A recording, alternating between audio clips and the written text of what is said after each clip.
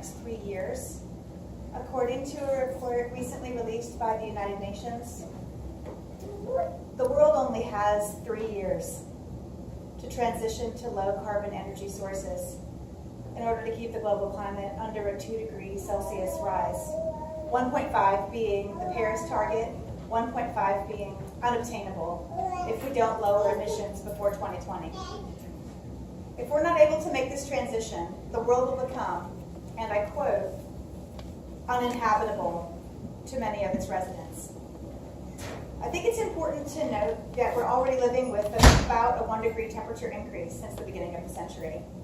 There's a good deal of math and science behind that 2020 deadline, and I've provided a link at the bottom of this document which explains those concepts in detail.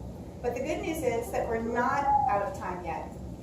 The good news is each of us has power, and we can work towards positive, meaningful change at the local level.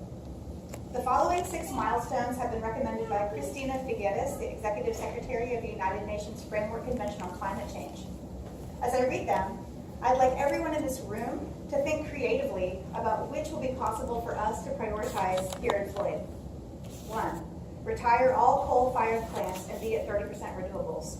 2, upgrade 3% of buildings to zero or near zero emissions. 3, double mass transit. 15% of new vehicles sold should be electric, and we should have 20% more efficient heavy-duty vehicles and airplanes.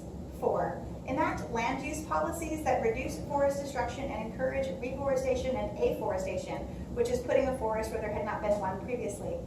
Forests create what are known as carbon sinks because trees soak up CO2 and help cut emissions.